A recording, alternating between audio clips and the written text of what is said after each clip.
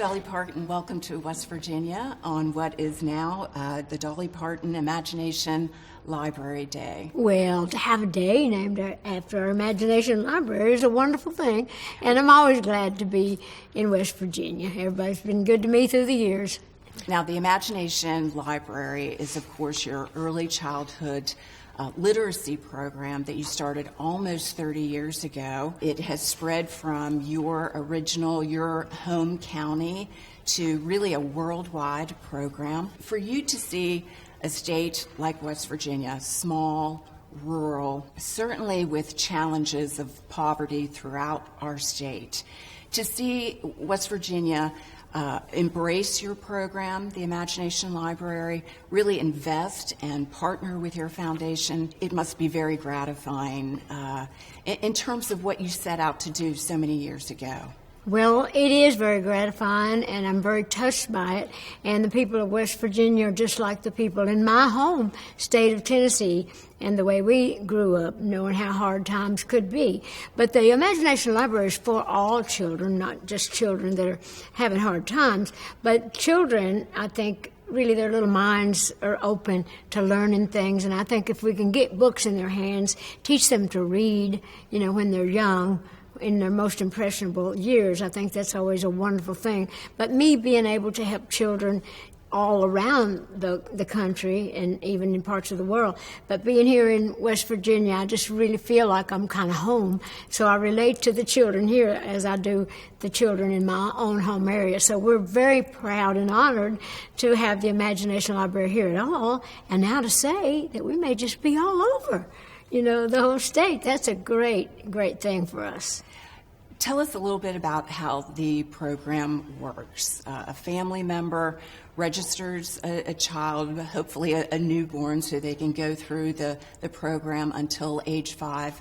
What can that family expect? Well, first of all, people do need to know that. A lot of people don't understand that there's no money involved for them.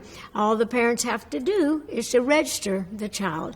And that little child gets a book a month, and it comes in the mail with their own little name on it. So as soon as they get big enough to know they're getting this book, they run to that mailbox and they bring it in and have someone else to sit down and read with them, which is great. It's kind of a great way to bring families together, too, whether it's a parent or a grandparent or brother or sister. But it's a wonderful thing just to register and get that little kid going, and it'll learn to love the books, the smell of books, the touch of books, and just, it just really opens their little minds to possibilities. Talk about the inspiration for the Imagination Library. Well, the way I started the Imagination Library was back in my home area of Sevier County, Tennessee. My dad, like so many there, like so many here in West Virginia, they were hard-working people living on farms, and they didn't have, they had a bunch of kids, and the schoolhouses were miles away, and most of them didn't get a chance to go to school, and they couldn't learn. They didn't learn to read and write. My own father, that's who I started the program for.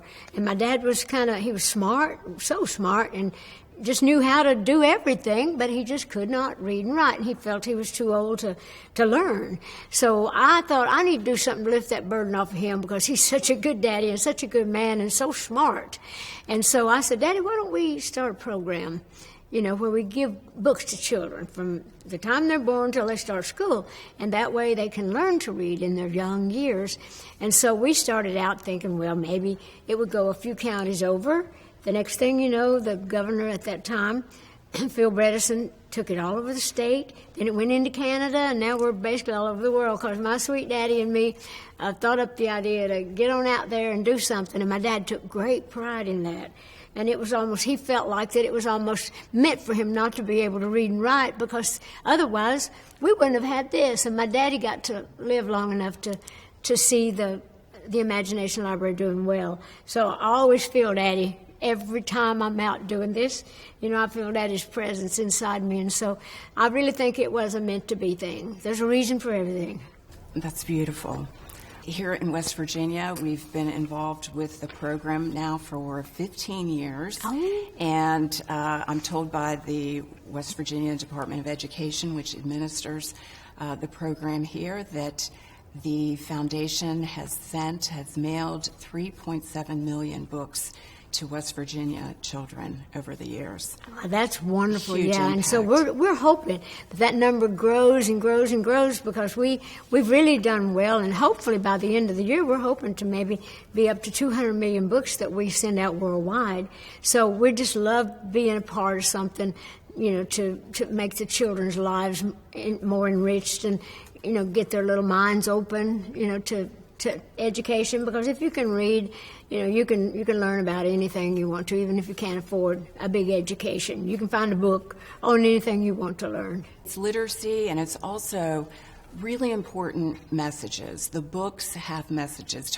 We understand that the first book every child receives is a favorite childhood book of yours. Well, it's a favorite childhood book, period, and it was a childhood book of mine. But I still love that little book today. I even wrote a song for a children's album that I did that kind of was based on things that we put through the Imagination Library, different books that we had I wrote songs about.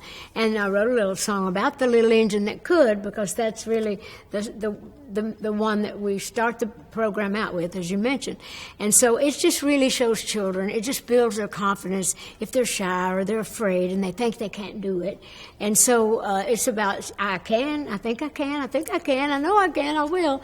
And so I've always kind of likened my life to that little engine, and I often say that I'm proof of that. I'm a little engine that did. So, I kept dreaming, I kept pushing, and I still do to this day, because whatever the mountain is, I'm going to get up there and I'm going to climb it until I can see what's on the other side. So, but we love knowing that little book is in there, and the little song I wrote was kind of about that, just be you, it's like woo, woo, woo, woo, woo, woo, I can do it, so can you, woo, woo, woo, woo, woo, woo, I believe in you. So the little song's called I Believe in You, but it takes all the little pieces out of that little book to kind of, give it a little springboard for what the message is in the song, which is very much what it is in the book, that you can do it.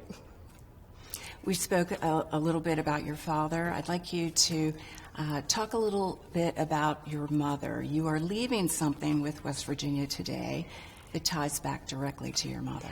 I am. My mom and dad were both very important to all of us. They had that house full of kids. Mom and Daddy had 12 kids, 6 girls and 6 boys. And so they kept the family together. Mama kind of was that thread, if you'll pardon the expression, that sewed us all together, kept us all together. And the little book that that's also one of the books that's in the Imagination Library is the story of my little coat of many colors, because it touches on acceptance, and it's about bullying also, not like making fun ain't funny, that kind of an idea, but to show that people are different, and it's okay to be different. You can't persecute someone just because they're different. We're all just part of that quilt. We're the fabric, of God's world, and so we kind of have to sew all those little pieces and know that they're all beautiful in that quilt of life. So Mama made my little coat of many colors and told me the story of Joseph, from the Bible about that, just to make me proud of it. So the little book and the story, and I'll probably sing that on the show tonight. But Mama was wonderful in that way. Daddy had his job, Mama had hers, and they worked together to kind of keep that family going. And if you're lucky enough to have good parents, that's a wonderful gift, truly. It's beautiful. Yeah. I understand there's some groups that are fighting as to where that commemorative book is going to reside. Yeah, the book that I'm leaving is just for the whole state. It's for the state of West Virginia. It's my gift to the whole state, because we're going statewide, with our whole program, which that's a big deal and that's a big honor, and I'm very, very proud of that. So it's a big book. It's over exaggerated, kind of like me, but it's really done where I could actually sign it. And so wherever they put it, I'll be proud to know it's there, wherever you choose to put it. In terms of the milestone that we are celebrating in West Virginia today, all 55 counties have that local partner, and local partnership is part of the structure of the Imagination Library. Half of the children in West Virginia who are eligible to be registered in the program, currently are registered. And so what message would you have for those local partners throughout the state about the importance of their role into the future for the sustainability and the growth so that we can get even more children registered into the Imagination Library? Well, first, I'd like to thank them for the work that they've done and have done and still doing. But I would just like to say, just to stay involved, because it's a wonderful community project. It's a wonderful program. And you meet wonderful people of like minds, people that really want to get books in the hands of children, really are truly interested in enriching children's lives. And learning to read is one of the greatest tools that a child could ever have. So I would just say continue doing what you're doing. Try to improve on that any way you can, like we do at the Imagination Library. Jeff Conyers, who is the president, and all the people that work with him, well, we think all the time about wonderful ways to improve everything, to make it easier for the people that are out there in the communities trying to make this good, and support them, let them know how grateful we are and how important we believe that it truly is. It's not to glorify us. It's really about helping the children, and that's what people need to know, because I work hard at this. I never was that good in school, and I never particularly liked school. And I've done more homework since I started the Imagination Library, with all the paperwork and all the decisions and all the stuff I have to read. I do more homework now than I did the whole 12 years I was in school. But I take great pride in it, and knowing that, you know, that God has His reasons. And I truly believe, like my dad, that there was a reason, you know, for all of this to happen. And so I'm just saying, stay with it. Do good, and we appreciate you, and above all that, the children will appreciate you. As we wrap up here, as you're about to take the stage, any final thoughts about the Imagination Library program here and your visit to West Virginia? I just appreciate everybody that's taken such an interest and working so hard and believing in it and loving what they're doing. I met all the people when we were doing a little meet and greet, you know, before we go on to do the show. But I could tell they were taking great pride in it. And I took great pride in feeling that, knowing that they really believe in this like I believe in it. So I just really appreciate it, and I just want to say, keep it up, and we'll be supporting you, supporting us, supporting them. So it's all about the kids anyway. Dolly Parton, thank you so much. Well, thank you. Nice to see you.